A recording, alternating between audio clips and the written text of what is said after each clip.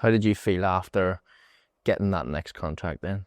Were you like, was it like a full weight, completely gone, like you're fresh, you're ready to go, everything's behind me? Yeah, it did. It did. I remember we used to go to Portugal every year, with friends as well, and the kids and stuff, and went to Vilamoura, and I always used to train while I was there. And don't get me wrong, like anything, you had a few drinks and enjoyed the sun, the break, but always conscious of pre-seasons coming up, and that one especially where I was doing a little bit more. And I remember Chris Holt, one of my best mates, we were walking back and with a few beers and stuff for the barbecue and walking up, and the phone went, and it was Paul Muskelly, who was the assistant manager at the Welders. So it'd come out in the press while I was on holiday. And he said, "Listen, Doc, I've seen this, and we know it's a long shot, but," and I just said, "Yep, done, signed. See you when I'm back." He was like, "No, we haven't offered you anything yet." But in my head, going back to that 2 years at the Welders, where from the minute I walked in and shook Brian Ellie's hand, to the way I was looked after, to the way I played, to what we achieved, and how my career went off the back of that, that was the place that I wanted to go to. Yeah. Like a safe haven type yeah, thing, going back. Absolutely. And I said, "Listen, I'll see you when I come back. Don't worry about what you can pay, what you can't pay. I'm going to sign for you." And went back and signed for them. And again, just felt like this is a place that brings the most out of me, and I'm happiest. And again, all that was the start of, the Craig Harris, Chopper Harris, and Dan, Scott Davison, Michael McClellan, and all those boys, and Smiler was there, that they carried on right through, and some of them are still there. But yeah, a brilliant time. Like, and just for me, it was that family connection that I had, and those boys and that club. Like, there's nowhere better. And I think coming off the back of the Glentoran sort of trauma, if you like, that's where I needed to be. Just a fresh restart completely. Yeah, we had, what a group, like, unbelievable group. Just the best away days. Like, normally you're looking for Ballinamore, Derby away, and people are going, "Oh my God, here we go." Like, we're looking for Ballinamore and Derby away. This trip's going to be wait for this class on the way back. Right. And that was the thing, you were going those places, and even Loughgalls, and then it doesn't matter if it was a Tuesday night or Friday night or Saturday. You knew you were going, you were winning the game, and you were having a carrot and a party on the way home, and you were going to the social club. And that group, every single home game, we went back to the Welders Club and spent our wages. Yeah. We went back and got honey chili chicken and garlic cubes and loads of beers and stuff, and then you went up. Honestly, it was like you're all sitting there with the food, and club's buzzing to pay you. Buzzing. Here we go. Here. Home game. Can't wait to make that money back. We'll get that back in an hour here. Yeah, like, honestly, you were just spending it. You were just putting it back in. It wasn't never about money, like it wasn't before. So, and again, the big thing there was going with the Stephen Sons, that the first time in the club's history that it had always hung over them. And who did you play in that film? We played. It was weird because it was called off Christmas Day. I'd never been to a Stephen Sons game in my life. I know. I've been to every one since. I played in the first one. Such a popular game, Christmas Day. It's usually what, 12 o'clock or? I think it was 11 o'clock or something, like 11:30. But on a full house at Seaview, madness. We'd got Albert Foundry had got into the final, done really well. They were playing really well in the Premier League and stuff. And it was called off. There was snow over Christmas, so they couldn't get the pitch cleared, so it was put back to the Monday. So didn't get the experience that Christmas morning, but we went, we won the game, and then we went back to the club for 2 days. Class. Unbelievable. And probably the first time I'd experienced that too, really celebrating a win, like a win on a trophy. And like, I went back, I think, actually went home, had my Christmas dinner, and then came back again. Go fill up on some turkey. Yep.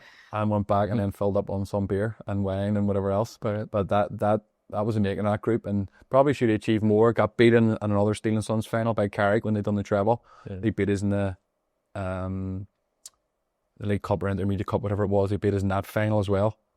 But to be getting the finals consistently with that club, because I'd won stuff before, was a big thing too for me. It felt like you were at a proper club, even though they didn't have the label or the title of being a big Premier League club with a lovely stadium, the way they are now, and very, very close to being a Premier League club. So, but just a brilliant time. Felt loved, playing really well, had good people around me, brilliant atmosphere, brilliant crack, not about money, and just go and enjoy my football. That's one thing for kids now, and they're listening to this, they should be saying, don't sign anywhere for money, go because you actually want to be there? I done some in the States a couple of years ago. There was a coach that said, hands up who wants to be a millionaire tomorrow. I was like, put my hand up. All the kids were putting their hands up. Right, hands up who wants to grind for 8 years and then play 5 games in the Premier League. And of course some hands went up, some didn't. And he was like, doing that makes you a millionaire. Yeah. And you're now a Premier League player. And now you get another million. He was painting this picture of the hard work and the process and the journey. But for me, especially not with that club, it was never ever about money. Like you were getting buttons. How long did you end up staying at the Welders for then? So again, back another 2 years, and the only reason I left was where the club were. So we were in that old stadium. Brilliant place for us to play because teams hated coming there. And we beat Ballymena in the Irish Cup and beat Glentoran in the Irish Cup, knocked them out. Some brilliant days. It was horrendous. It was like a links golf course. It was wild at the back actually. You passed the ball and it was short. And they only had that wee one stand over on the right hand side, didn't they? Just a wee stand. Yeah. The Brian Lilly stand that they've now taken into the other stadium with them. So it wasn't a great place for other teams to come, but we loved it. I mean, you had an advantage over people. And again, a brilliant senior. Paul Muir came and signed, who played with it at the Stillery. Stuart King, who was on the podcast. Also, I have a good one about Stuart. Brilliant fella, like top man. But a really Davy Rainey had went. A really good change room. So almost like that change room that I've been in before with the Welders, only I was starting and I'd be one of the more senior players. Because with all those young players coming through, Josh Cahoon and Andy McGrory, they'd all come through like absolute stars, like they went on to be. But so I'll just tell you about Sturdy. So the professionalism was there, even though we all loved a beer with each other and went and put our money back into it and loved going and enjoying wins. We wanted to win, and the shows, the cup finals we were in and challenging for the league and attracting the likes of Stuart King and Paul Muir and Davy Rainey's wouldn't have been easy if you weren't that type of a group. I made Sturdy laugh about this. He called me last week and that was the first thing he said, but it was a game towards the end of the season. We were winning 4-0 or 5-0, and I'm putting Sturdy in the front post zone for a corner, the other team had. And I'm saying, worry about there, don't leave it. Anything comes in there, you deal with it, I'll deal with anything in here. So the ball comes into that area just above his head, just out of my reach, and the boy gets in, heads it in. And I've had a rattle at him, and he's had a rattle at me. And knowing Sturdy, he's not the quietest. No. Right? Nor was I. So going down that sort of cage, the way back of the change rooms, we're at it the whole way down and yapping at each other, and the needle's there and it's going on and on and on and on. And then we get into the change room, and so we change room about the size of this room, physio bed in the middle, sandwiches, pot of tea and all the stuff that had been left for us. And he's going on and on and on, just continuing. And I'm taking my boots off. Now I've just taken my boot and launched at him. Right, metal studs, everything, and he's just missed his head. The plasters come off the wall, everything, and then he bounces up. What are you doing? What are you going to do? The next thing, me and him, it was like an ice hockey fight. So hand on, jerseys, just bang each other, right? And it's not hard to give Stuart King a bloody nose. I mean, imagine, right? He was touching you before you even had a punch him, probably. You can smell a Sunday roast on a Wednesday. No, he's but so Sturdy bloody nose, and people are trailing us off, we're on our backs. It just felt like it was going on forever. It was obviously a couple of seconds, and just as we were pulled away, he's lifted the tray of sandwiches, a big metal tray, and just walloped me right across the face. Right? Like it's a wheelchair. Yep, tuna sandwiches. Right, so we call it tuna gate. Right, and he phones me. He calls me, well, tuna bake, what's happening? Right, big nose. So one a bit. It was that thing of we were in the shower, whatever it was, 5-10 minutes later, standing with a bottle of beer each in the shower, just laughing our heads off. Yeah. It was a wanting to win and wanting to win the right way. Yeah. That brought it out of us and our nature, competitive nature. But it was ridiculous, like literally punched the head clean off each other. I can't fight, nor can he. So it was probably comical to everyone else. But just one of the memories you have from there.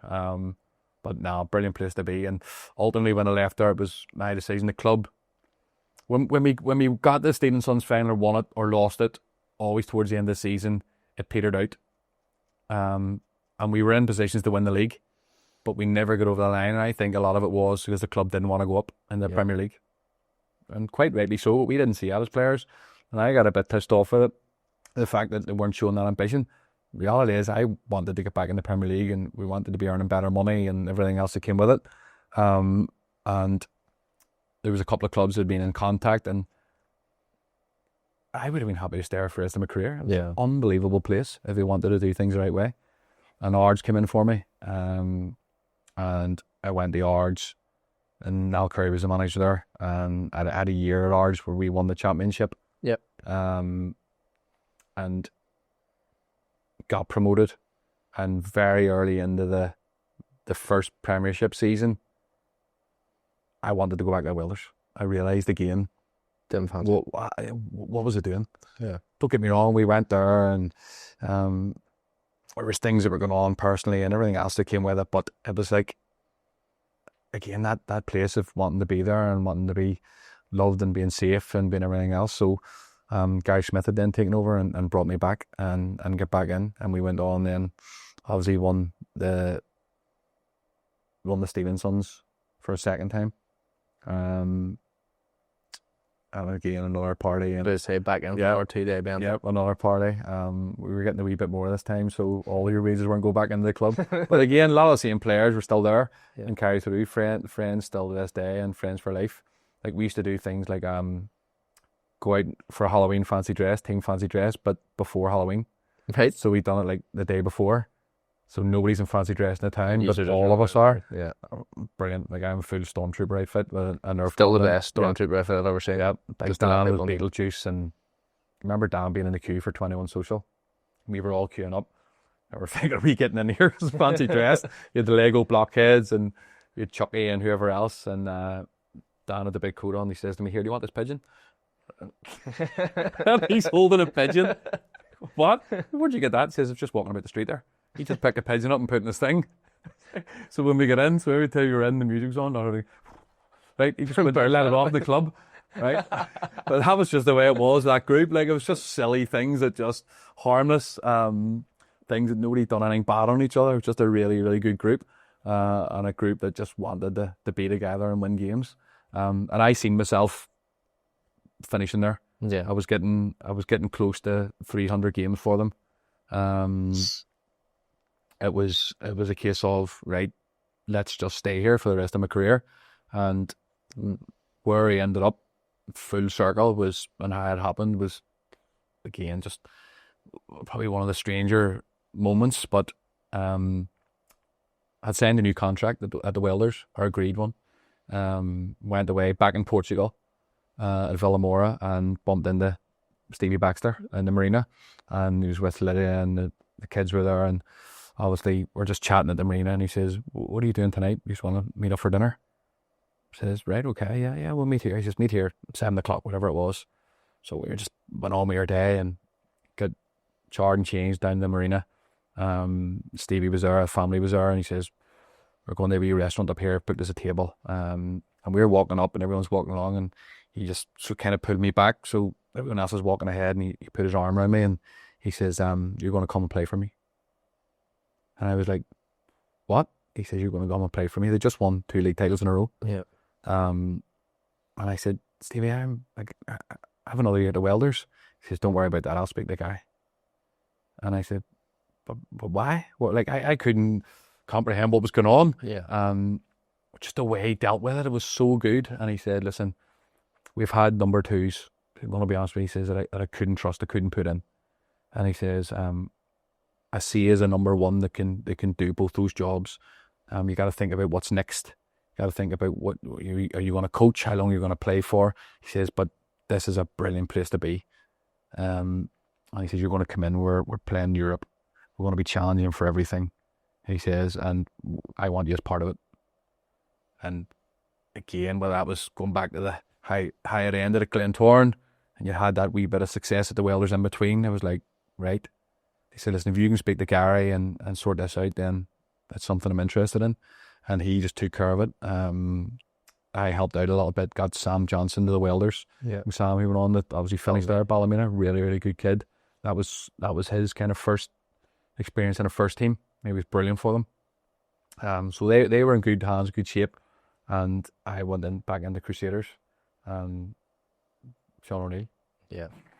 You need Like a another whirlwind. podcast for Sean O'Neill. He's a whirlwind. Wow. I actually had done a thing. It just shows you how he works and operates. But I had done a podcast, Keith Bailey and Lord James and Mark McIntosh way before it. And you had to give your predictions of who was going to win the league. And it was the second year that they went on to win it. Yeah. And I said, I think Cliftonville will pip them for the league. And so Stevie must have then advised the team that I was coming in, or advised Sean or whatever. And I got a message from this number that I didn't have. And it was a video of all the boys away. And Sean saying, remember when you said we weren't going to win the league? You be fucking ready for what's coming next. And it was him with a drink and whatever else. And what a man. Like, unbelievable goalkeeper. Unbelievable person. He definitely doesn't get the credit either for being... He doesn't? Yeah, he's maybe technically not as good with his feet, but in terms of everything else, he's incredible. He's a captain, he's a leader. He is. That's the biggest thing for me, was the way he led the dressing room. Coachy was the captain. Yeah. But Owers was every bit of the captain. Like he was. And he had big moments, captain material, and that he produced on the pitch, but also behind the scenes as well. But we just obviously hit it off. Yeah. They're like a house on fire, as you can well imagine. And Big Mac was there, obviously, as a goalkeeping coach, getting on and starting to think about winding up. And Stevie had said, listen, you're going to play games here. He says, you're going to play in the cup games. He said, I'm going to rotate you for the odd league game. He says, start to think about what's next, blah, blah, blah. But ultimately, let's go and win another league. We won the County Antrim, I'm pretty sure, that first year. And then, obviously, the disaster of losing the league on the last day. Cheers. Was it your doing, or was it Ogre's fault? It was, I think, it was a weird how it kind of materialised. I think we were... Well, it was weird because he thought he was Johan Cruyff. He Cruyffed me, actually. So the video would probably be me running, like, full steam, like smoke ears, ready just to try and hurt him. And I tried to hit him on the ball, and he Cruyffed me, and I was like, yeah. And I was like, I kind of like put my 2 feet into the ground. Do you know, to stop yourself? Yep. And I remember turning, and he took a heavy touch, and I remember just scissoring just to get it, and the ball just slid out to Bushy. And I remember Bushy just knocked it in from about 35 yards out, and you were just kind of like, I think if you won that, that was it. That was it, done that. Like, you just needed a point, I think. We'd been so far ahead, and it was like game after game in the split. I don't think we won a game in the split. I can't really remember. It was a wee bit of a blur, but... These were so far ahead, I think it was like 10 or 11 points, and you were like... Threw it away. Yeah. You threw it away. It was shocking, but... Do you know what? It's maybe what the group needed as well. I remember the pre-season, and again, we were back in Europe, obviously, again, and you're away, and Stevie really built it around that, about not getting over the line, not seeing it through, what it took, why we didn't do it, and then we went on to obviously win it the next year. And for me, it was a strange one, because I'd get in and played in quite a few games and done well. I'd lost one game away to Coleraine on penalties, and it was only me, Craig McLean, Cush, and Clark. He played in it. I think that was it. They played all the kids that were coming through, Ryan Nimitz and Michael Kerrs and Salou Jallows and all these boys. Dale McCreary, I can't remember, there's loads more, but Coleraine went full strength, and we took it to penalties, and they beat us in penalties. And I think that was the only game I lost at Crusaders. Right. Didn't play in a whole heap, but done really, really well. And Ogres does his shoulder. It's been popping out every now and again, dislocating, getting it put back in, and it got to the stage where, right, he needs to go and have an operation here.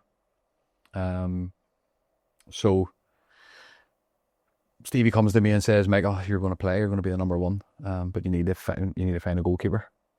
And I said, Stevie, why do you want me as your number one? He says, well, you get in, you've done really well, and you never let us down at sending you improved contract and stuff. And I said, but why change that? I'm not like, I'm 36 now. Like, am I going to be able to play 40, 50 games here at that level? It's all right when you're going in once every 4 weeks or 5 weeks or whatever it was. So being honest enough, but also knowing where I was and knowing my place. I said, listen, leave it with me. I think I can get you a goalkeeper. And obviously got Brian Jensen in. which is one of the maddest signings ever. Like, Well, I met Brian at a coaching course, and I'd come in. I was actually a couple of minutes late and walked in. Everyone had their seats. So it was just pure fate that there was one seat and he was sitting in the next one. And I didn't know he was on the course, and there was a few others that didn't know were on it. But as I walked up, he's this wide, right? And I've just had him a big slap in the back of the head. I mean, I could say it's your head. And he's looked at me, and just like that, it was like, that was it. And we still speak every week. Brilliant fella. And when I spoke to him, I said, listen, he just retired. And I said, listen, there's an opportunity here. What do you think? And he'd never played in Europe his whole career. He'd never got into Europe, which is mad. And you think he played in the Premier League and what he achieved. I said, there's a real opportunity for you to go and win something and get into Europe. He said, right, let's do it. So went and had the conversation with Stevie and Jeff. And Steve was just brilliant. But it was one of those Stevie moments. I said, listen, I've got a goalkeeper. So I'm going to still do what I'm doing. It's number 2. You play me when you need me. He says, who is it? I says, Brian Jensen. I said, Brian Jensen? Premier League goalkeeper? And I went, like, off his seat, and I went, yeah. And he went, right? So it was like so weird. And I explained the whole thing, and we got him over. He flew in, signed. Just brilliant decision. And he loved it. Absolutely loved it. I've heard stories that he's brilliant guy. I'm mad as well. Do you know what I mean? Yeah. Kind of. And to be fair, we lost Ogres and we gained him. And Ogres was about and stuff, but he gained that presence on the pitch and that leader and somebody to perform at that level. He was unbelievable. But Stevie to play for me, I know everyone's got different opinions of him. But for me at that period, the Crusaders was incredible. His stories were mental. The way he managed was mental, but it was the right way. And like one of the best ever story you've heard it. Just the way he used to put the teams up, go through, he made you feel like you were better than everyone. And like I remember my first game away. I think we went to TNS in pre-season. It was a Welsh club. Pretty sure it was TNS anyway. We're roasting the pitch beside the airport, and obviously Crusaders long ball team worked, up the chicken and everything else, and we had a bye ball straight away, started the game, and Clarkey shows for it as a 6, and I bounced it in, got it back, and wrapped it out the Kriegers, and literally 3 passes later, we've hit the crossbar, and Stevie's went ballistic. No funny Dan. That's what he said to me. No funny Dan. Like one, we've just bump, right, and that was it. So spoke to me out, and he was like, "No, we don't do that." Yeah. He says, set it up, you get everyone out, get us into shape, play up the Jordan, Gavin and Heats play off him. To be fair, it's probably the biggest cheat code, Joy. Like, oh my God. Jordan Owens is the best target man, probably one ever. Yep. Do you know what I mean? Bar Spike well, if anyone does me, but Jordan Owens, like if you're paying a tenner a head in the game, they're charging him 40. Is the biggest head ever and can head it Jordan anywhere. could pass the ball better with his forehead and they give it his foot. It was unbelievable. I've never seen a header against. He scored a header in the CIS Cup final we lost at Ballymena. I think it was against Linfield from outside the box. A header into the top corner, which was like a free kick. I'm not telling lies. But like, I don't want to say this and just take it away from him. Yes, but technically still very good. Still complete goal scorer. Holding the ball up. How to play the game. Knew what he was doing. Like rolling people. And will never probably get as much credit as he deserves. No, obviously. He was incredible and such a nice guy to go with. Oh, absolute legend and just funny man. Like knew what he was really, really good at it and just loved doing it. Yeah. Didn't it? But Steve was I told Brian about the stories and stuff like the way, man, and he loved them. Like Jensen absolutely loved them, so he did. Like the foreigner, like he used to come in. So, and you've played her, you know the crack anyway, right? But he used to come in and it was a different theme. He always knew what to say to get you ready for a game. So he would have been something he watched or something he read or something he had researched, but it would have been David Attenborough, Planet Earth they'd watched, and he just somehow had this story about, I don't know, this whale that done something, and it just somehow got you ready for a game. It shouldn't have made sense, but it did, and I remember the boys telling me he came in, he'd swung a golf club driver around the changing room, and boys are giving it this one. Like, but his thing, he was talking about Tiger Woods and how he pictured a shot and stood back and seen it and sent it up the fairway and was unbelievable. Like when you think about it, and you don't see that when you think about. Well, Stevie just played a long ball. Stevie's just a long ball manager. He was very, very clever and knew how to manage players. But he talked one day about watching a movie with Olivia, Jackie Chan, The Foreigner, and he says, unbelievable movie. Like, he says, like his daughter gets kidnapped and he has to go on this mission to get her back, and he's trying to get something. It was also about getting the league back, right? And they get something back that's really close to him and dear to him. And he says, and I don't want to spoil it, he says, but Jackie Chan beats the whole IRA by himself. I'm only asking you to beat Dungannon. And it was so funny and so mad, but it worked. Yeah, it worked, and that's just the way he was. And again, for me, just brilliant. And the other side of it, I have to say, and he was brilliant at this too. And the year we won it, and Sean had come back into the fold, and Brian was there, and I'd kind of taken more of a back seat. Ogres obviously goes on the bench, replaces me, and I didn't see myself going anywhere. I see myself again being there and seeing it out. Yeah. But he phones me. Ranu, I think it was a Sunday. It was Sunday. He says, "Talk to me about yesterday, about the team talk." During the team talk, and the clue what he was talking about. He said, "I'm lost," and he says, "You were yawning." So where I was sitting, sort of close to the door, and he was standing in front of me talking to the players. He says, "You were yawning behind my back when I was talking." I was like, "Right, okay." I was tired. I was yawning, and I don't know what was said by somebody else, but what he got fed was I was yawning behind his back. So say, he's boring. Yeah, right. Okay. Which 100% wasn't the case. I said, "Listen, I want you to stay away for a few days." I was like, "Well, you don't really need to worry." No, I want you to stay away. He says, "Right." And he says, "Give me a few days to think about it." He says, "Don't worry about your wages. Don't worry about anything else. It's not going out to anyone. Nobody's going to." He says, "Just between me and you, just let's do this." And I says, "Right." So I was really disappointed. So I missed, obviously, that week of training. And he phones me again. He said, "Listen, because we're getting the business end, this is where it's going here. I don't need you to be around the place." And that was, right, okay. I said, "Listen, I'm going to go come to games and stuff." And he says, "Absolutely." He says, "Come to games and watch the games." He says, you don't need to be training, and you're still going to get your wages." And I was kind of, don't be paying me your wages because I'm not contributing. He said, "This is just the way it's going to be, and we'll speak to you at the end of the season." And I didn't realise at the time, even though it was like towards the end of my career, like I would have probably done the same, because whether I'd done that deliberately or not, in his head, he's not going to let anything derail. No, it's sending the message to the players. The title charge. Yeah. Like, something's there that might be creeping in that I'm going to go a certain way. Yep. This is not stopping us from getting our league back.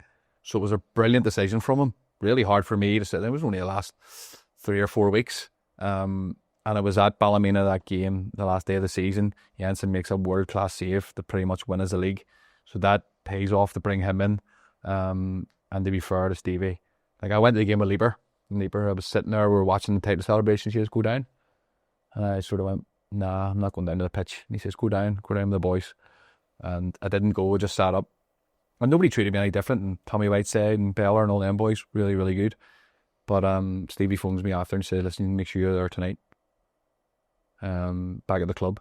So it was just literally that period. He was thinking, I'm not going to let anyone or anything derail this, and I'll deal with it after. Yeah. And 100%, it was the right thing to do. So that was it. And the conversation when I did meet him was about me wanting to stay on and do what I was doing, because Jensen was going to move back, and he wanted a slightly different role for me. As a coaching role, you mean? Yeah. And again, I felt like I could have done that job for another 4 or 5 years. Yeah. Like, to be pretty much full time at that age, and doing what you're doing and playing in those games, and performing in those games.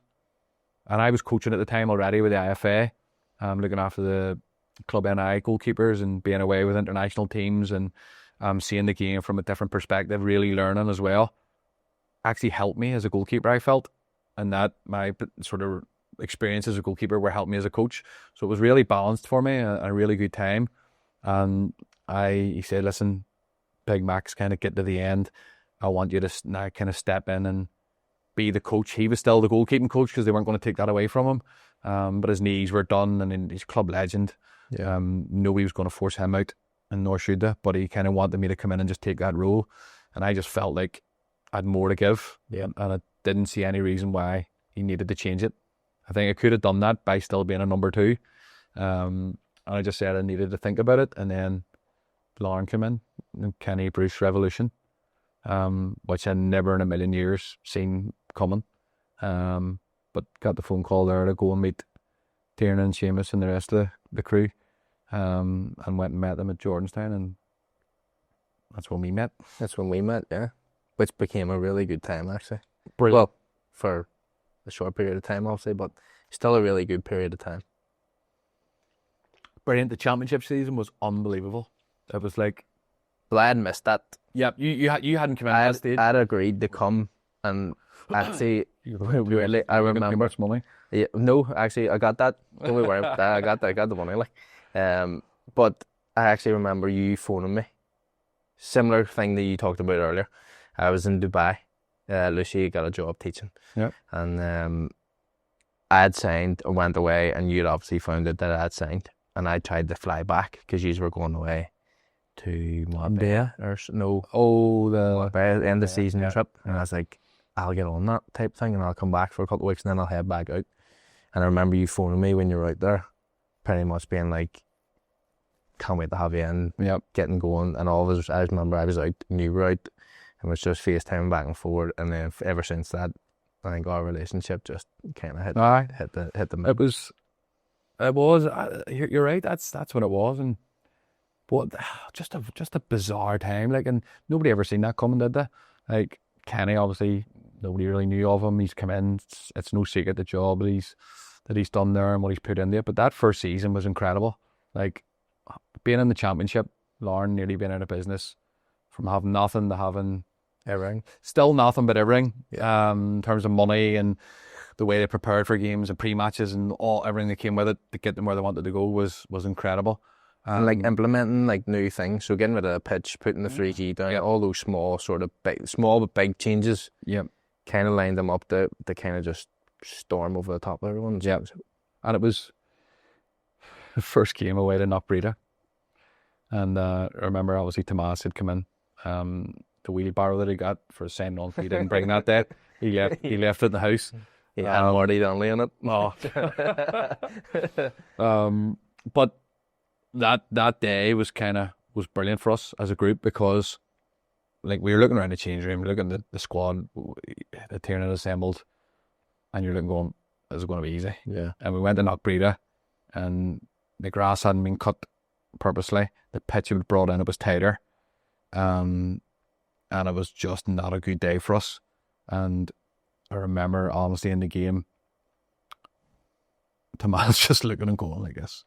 And Knockbreda have a dog, right, that goes and gets the footballs. So when the ball goes over the fence, this, I think it's a golden Labrador retriever, goes and gets the ball and brings it back. So they have a ball dog, right? Honest to God. You could have done that about me, Yep.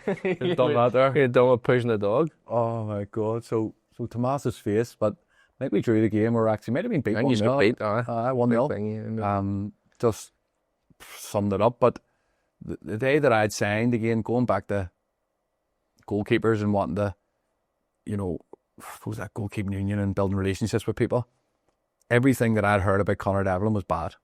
Yeah. Right. I was at a Crusaders team, Crusaders and Cliftonville, big rivals. We had Conor Devlin's face on her yellow bib for the worst trainer. Right? Honestly, it was mad. There's no love lost between them and I wasn't really part of that, but it was I spoke to them and went and met Gareth Clements. Yep. And Gavin, obviously, then was there, and brilliant guys we know. And we're at Jordanstown, and it was all there, and the contract was there, and I was happy with everything. And I said, "Listen, is Connor Devlin in the building?" He was like, "Yeah, he's at the gym. We're just finished." And I said, "Can you get him in?" I went, right, okay. I said, "Listen, I just need to speak to him before I sign." So we can. I never played against him, and again, probably didn't like him very much. Played against him because it was a rivalry. Didn't know him, anything about him personally. Never probably spoke to him. And I said, "Listen, the job that I'm coming in to do is a number 2, but it's to get you ready for games." And he wasn't in the greatest shape, obviously, just coming back from being off. And I said, "I'm going to give you absolutely everything I have, but you've got to give me the same back. There'll be no backstabbing, there'll be no going behind your back, there'll be no getting in ahead of you and doing things the wrong way, but you've got to give me a back." And it was almost like that's everything he wanted to hear and needed. Mm-hmm. And that's what I needed. I couldn't have worked with a goalkeeper at that stage. He was going to sack it off. Yeah. And it was just there for a few quid and wasn't going to look after himself. And again, shook hands, he gave me a big hug that he gives you. And that was it, signed and done. And we were just like that from minute one. And honestly, you're so close to him as well. Mm-hmm. But like I would say, like, hand on heart, one of the nicest men you'll ever come across, would do anything for you. Unbelievable goalkeeper, the best that I've ever worked with. Easily, Yep, stand out. and could do it like without even an effort. Yeah. And just a brilliant man. Like, and that period made it more enjoyable for me, I think, doing it with him. Yeah. Doing it together with him and coming through and was just unbelievable. So yeah, brilliant decision. And again, you're leaving Crusaders the last time and you drop down, and it just seemed to be that sort of thing of going down to get back up, and it was a constant. But I knew obviously we'd get up, and the way we'd done it was incredible. And obviously, everything that comes with it, and you get well looked after, and some people better than others, I must say. But when you look at the hindsight of how it went, so Tiernan and Seamus take that job at one stage, they've got nothing, and then they say about getting Kenny in. If they didn't have Kenny, I think at one stage they had a couple of French lads that came over. I think that you might have been there at that stage, I don't know. Yeah, they were, just slightly before me. That part of it I signed at the start of a new season, but a lot of them boys were at the Met. Yeah. And I was there as a coach along with, I'd went in to take the goalkeepers. So you'd kind of seen those young lads coming through, and they weren't at the level. I know, but that's the only players they could get. But if you're looking at it from the outside perspective on how they've went in with their mentality, say, and that's one thing I will give them credit for, is they wanted to start a full-time team. So they used the Met to create that full-time buzz with the kids at that level or at that age, and then tried to implement them into Larne so that they had like near enough a full-time kids team. Yeah. And then obviously push comes to shove, Kenny joins the fold, and you actually end up getting near enough a full-time team. So it showed that they kind of manifested themselves in the situation that they ended up getting, and rightly so, they relished on it. They've done really well. Yeah, it took time, obviously, and those players at the start, again, before I came in, weren't at the level, but the thought process was there, the vision was there, as they always talked about, and it was just putting that into place. And obviously, fortunate they had those jobs at the Met, and they could use the facilities, and Larne were training there. You were doing everything there. You were doing the presser, and I was doing whatever it was, and it was held there because that was on Met time probably. Yeah. But I remember some of the early training sessions, like we didn't even have enough to fill 11v11. Yeah. But obviously very, very quickly they got it together, and Big Shane came in, and Davey, Ben Tilney, it's like serious signings. Tomas, so technically Marty, ridiculous, yeah. Marty and Tomas, like, my God, where do you start with them two? Two absolute tubes, right? But brilliant. The funniest people. They don't know they're funny, and they are. No. But they had the best working collaboration at the Irish League I think's probably ever seen in terms of a right winger and a right back. And then that relationship on the pitch was like, they were like that. And it was like, honestly, it was like Henry and Bergkamp. Just knew if one went one way, he was going the other, and it was never coached. It was just. But as soon as the whistle went, they absolutely hammer each other until the next game. Yeah. So good. And again, it was. Do you know what? It was a wee bit like the Welders, what I talked about there, building that sort of culture and that togetherness, and boys went out together, and no, Tiernan wasn't a big fan of it all the time. That he was trying to be more professional, but Yeah. it was probably the making of that team as well, the time they spent together. And then doing that sort of hybrid full time, you know, a couple of mornings, a couple of evenings, helped keep certain players as well. So from that there full-time hybrid thing, we obviously then established ourselves in the Premiership. That became the madness that unfolded over 2 years, which was probably one of the craziest times in terms of, it kind of felt like it was the first time I'd been in a change room that was very old school. So when you listen to like Under the Cosh and you hear about people stitching each other up or driving each other's cars away or cutting up each other's clothes or getting in the shower with people's clothes on, it got out of hand very quick. But you know what? It was worth it. I think the group still had that from the year before and still needed to have a wee bit of that. And the fight was Tiernan and Kenny and everyone wanted it to be ultra professional. It didn't go that way at all. No, it didn't at times. And some people probably let themselves down off the pitch of certain things. But I felt internally it never affected us. No matter what happened. It was hilarious. Like again, just like Connor coming and saying to me like the night before saying, by the way, I'm going to book a helicopter for me and you to go to training in. Right? And, you know, he was. He did do it, actually. No. And you're getting there and you're going like coming in the ice cream van one day. It's just so many things that people are going, what? Like, but again, the group loved it. It was so funny. Always seemed to be certain people, probably led by me or him. Remember the day I came in dressed as a Grinch, the Santa outfit on, went in, wrecked the club shop, came in when it's right, and he's coming in videoing me. I remember Ramsey coming in one day just dressed as Beetlejuice, just with the white face on and the hair just sitting in the corner. But top players as well, like I knew when to draw the line and go, right, we need to get out of here. But some of the trips we went on, obviously, were brilliant. Like Poland was a joke. Like we had done Andorra the year before, which was the toughest thing I've ever done. Right, honestly, pre-season training. I remember playing the wee small-sided games. Right, the heat was ridiculous. Obviously, high altitude, and the rule was, if you lost the game, whoever team lost the game, ran, done the doggies for whatever it was. And then bang, new game. And I think for 4 games in a row, they were nil each. So both teams ran, right? So boys were gone. And we'd done a couple of nights. And Tiernan had said to me, listen, the staff are going to go down for a couple of glasses of wine. No, why? He asked me, I don't know. Keep an eye on the boys, right? And I said, well, we're actually going to go down to the town. Is that all right? He says, no mess, no drink. I says, no, we're just going to go down and have a look around. It's all right, 100%. So we found this bar, obviously, right? And we were in the bar, and class B place, just really good vibe about it. All the boys are enjoying themselves. Brilliant laugh. And then we were waiting to leave, but there's no taxis in Andorra. It's a weird place. You have to get this place to book you the taxis, and it's bizarre, right? You can't phone a taxi. There's no apps for it. Can't even switch your phone on. It's like costs you 80p a minute. So we're standing there. So this girl had ordered his load of taxis and this massive big chocolate cake, the big clear perspex thing over it. It was like the one out of Matilda, right? And Connor says, get a bit of that cake for our room. So I said to the girl, can we take away? I think she says, no, closed. Tomorrow. And I said, come on. You was obviously all had a few drinks.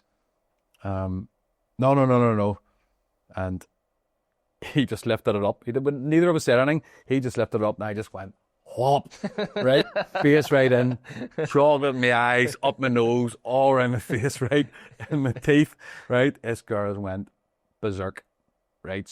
Screaming the place down, wanting to phone the police, cancelled their taxis, right? So we have all thing, paid for the cake, paid for the full cake, didn't take it, and got out of there, and went to another place, got taxis. And I remember it was me, Davy McDade and Shane in a taxi. And we were going up, you have to go around the thing. And we got up, so Davy goes, see if we'll go to McDonald's. I says, right. So I'm saying to the boy, you go to yeah, McDonald's, yep. So we go to McDonald's, go to a drive-through. So I got a Happy Meal, cheeseburger Happy Meal. I think Davy got 2 double Big Mac things, right, and whatever else. Right. Shane was healthy. He got the carrot sticks and whatever, right? So but Davy had a load of McDonald's. And we get into the lift, and we were on the 3rd floor, and we got the 2nd floor, and it went ding, and the doors open, and Davey shit himself and went and through the McDonald's. He thought Tiernan was going in the lift, and the things just exploded everywhere, chips and burgers everywhere. There was nobody there. He was absolutely gutted. He was shoveling chips and thinking, still had them too. I'm sure I would have done that too. But brilliant. And then there was just some really good laughs. Like, I cut Davey's hair. Yes, heard. I convinced him that I'd done a hairdressing course while I was at Belfast Met, that I went on this while I was working there. So I had the clippers, obviously, to shave the beard and stuff like that there. So I was go and get them. So I gave him a giraffe neck fade, so it was up there about there. And I've got a video on my phone. You can hear Shane's big laugh, absolutely killing himself and a thing. But those nights, just sitting in the room, bringing the new boys in, like, and not really any mad initiations or anything, but bringing them in, quizzing them. Like, Conor would have brought them in, quizzed them on loads of stupid stuff, and just kind of brought us closer together. But a brilliant time. And then obviously we went to Poland, and it was chaos. It was extreme, actually. It got way out of hand at one stage, but it was amazing. Well, with the wee bowling alley and the bar across the way that we went down to, one of the days we were out a beer, but like Kirker's won 2 beers. I think at one stage I had about 10 desperados in me. I was sitting out sunburnt. You were lobster. Absolutely lobster red. Marty's walking about. You could only see him when he was that way. We couldn't see him when he was that way. And top one. But Tomas, so I was Tomas he was starting to get professional at this stage, because his signing on fee had ran out. So he's thinking, how can I get another contract and more money? So Tomas had his own pro team and stuff with him, and obviously their room was across from mine. We spent loads of time in the same room together, just laughing. But I was going in and fart every time I needed a fart. I had their key card. I was going in and unscrewing Tomas's thing and farting in it and screwing it back up. The second time I'd done it, I didn't tell him. The second time I'd done it, Marty was in the room, so he thought it was Tomas coming in, and I walked in, he looked at me, and I just unscrewed it and farted it and screwed it back in. He just went, fair enough. Yeah. Yep, and walked back out. So I'd done this for 3 or 4 days, and wrote a wee picture, a wee note, and I wrote Doc's farts, Tomas's protein. And he picked it up when he went in, he went, what's this? And then Marty busted in the stitches, he told him the story. So he came in, soaked my bed, drenched it. I didn't say a word, so I'll get you back. And then went back into his room, he had the protein hidden. Marty told me where it was. So I pibbled the protein under his pillow, under his sheet, and he woke up infested with ants in his room. I put his iPad in the freezer as well in that one. But just class, like, just stupid things, but there was no animosity within. No matter what, it was all very healthy. Like I think I got all my clothes cut up one day and just put them on, like trousers cut to there and t-shirt across. I remember Fuds coming in with the 2 beds pushed together. We were all watching a film.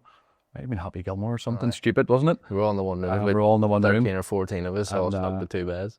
Fuds then lay on the split like that there, and I just seen it, and I was like, and got up, just went, pulled the bed, and he just like, and it was on, like, he got up and stormed out in a huff. But just wee moments like that were good, weren't they? The good thing I liked about that trip was all that materialised, because it built us all for that first year, and then it ended with that day just having a few beers. I know we said you can't really put a limit on people and tell them to stop drinking at a certain time, because it never happened, because we had bought a carry for 3 days and we just stored it in the room. So we weren't trying to hide it, because we were sitting, the rooms opened up onto the grass, and then everyone just walked out of the room onto the grass. So sitting there with a change on, and I think at one stage you were pretending to play the drums. I think we were playing like the size or something, and all the boys were saying that, and you're running around pretending you're marching, and I think I walked. Nobody gives one care. Diamond room. Was it over the 12th of July we were there? Pretty sure it must have been. I think so. It must have been for me to do that. But I've walked in, it's absolutely steaming. You were walking into people's doors and rooms and all, and then with a big 10 or something playing the bass drum around the room and absolutely steaming. Walked back in, got in the bed and fell asleep again, and everyone that's just the way it is. Yeah. A good group, and for me then to take that coaching role, it was I loved the way it ended, because I had another year as a player, and spoke to Tiernan a couple of weeks before the end of the season and kind of said, listen, that's going to be me. And he was like, what? And I said, you know, I'd rather do it on my own terms. You know, rather than get that stage where you're thinking you should have wrapped it up and you should have hung them up or whatever, and making mistakes that are ultimately going to cost something. And the plan was to always go into the first team goalkeeping coaching role anyway, because that's what I was working towards. So to do it then, and to be fair, the way he done it was brilliant. Away to Vilamoura, not the most glamorous place. Last game of the season, brilliant pitch, brilliant place to go. I had really good memories because Gary Boness was my international roommate when the junior internationals. Okay. And Gary took his own life. I actually saved the penalty when we won the cup for the Welders when I was there as a kid from Gary, and then we went on to be roommates for the international team. And later on, he took his own life, and we'd went to his funeral and stayed in touch with his family and stuff. And when I was back at Crusaders, we beat the Glens on penalties at the Oval, and I dedicated that to him. Big Davy Jeffrey's done a big article about it and all, and that he's the first person to come in, because I think that was the first penalty shootout that I'd been in since then. Yeah. And again, saved one to win it, and he just automatically came into my thoughts, and he was an absolute legend of a man, and ultimately he was struggling with too many things. But I wanted at the end in my own way, and it was quite good. It was a Ballinamallard, and Tiernan just kept it on the wraps, didn't tell anyone. Named the team, named me captain again, as I'd done any time I played. Connor was captain, and I was, and obviously Jeff was there too. But brilliant way to finish. The fans came down, they were all fancy dress. It was a real party atmosphere, and it was brilliant for me. And to sum it up, Bill Gullier, God bless him, who's no longer here. The team must have obviously got word we got back, and he texted me. We were sitting at pre-match.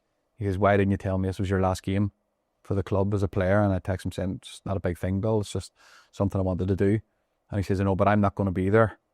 I wasn't coming to the game." And I says, "Don't worry about it. There'll be photos from somebody, I'm sure." And the minute he sent that text, he got in his car and drove to Vilamoura. As we were walking out, Bill Gullier was there taking the pictures, and there was no other photographer there taking pictures. So the pictures that I have from that day are the ones that he took, and brilliant memories. I've got my jersey framed with my medal.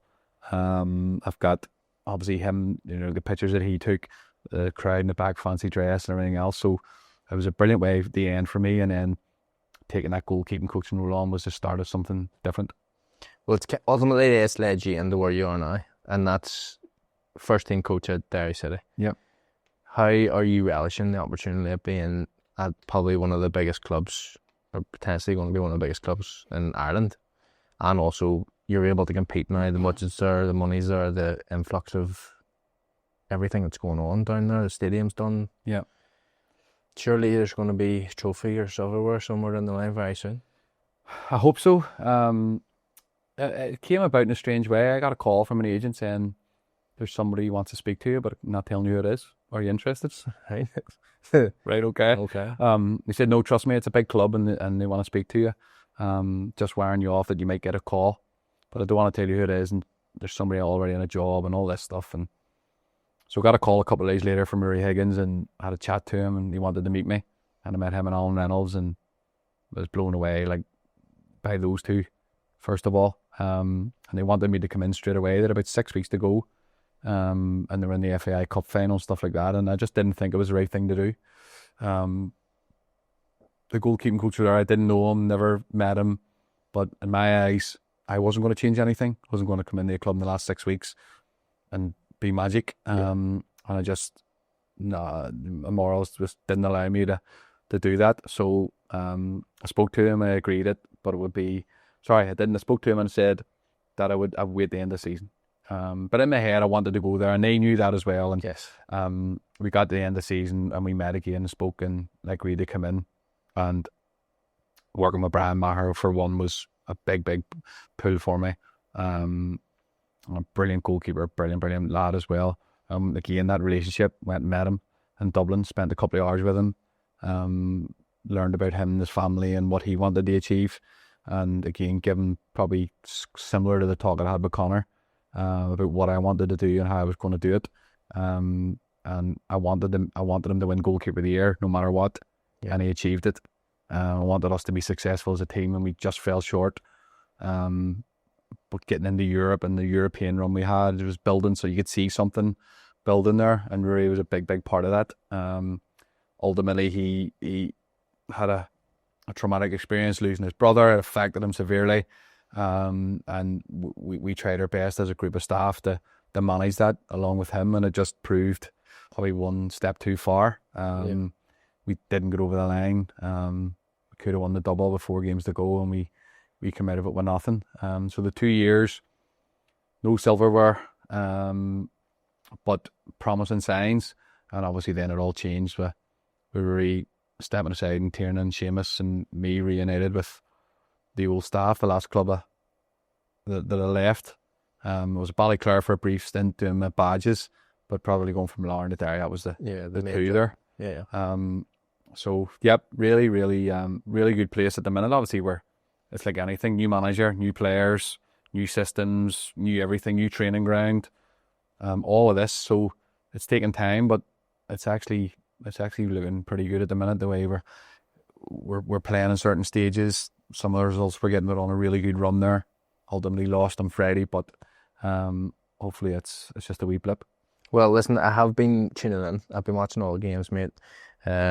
More so for the likes of yourselves and a couple of other players that'll be good mates with, instead of certain other people that's probably down there. But I just want to say thank you for coming on. All right, I really enjoyed this conversation. I like how open and honest you've been throughout your career, and I think everybody else will really enjoy it. It's been funny. It's been new. No, it's been good. No, I've loved it.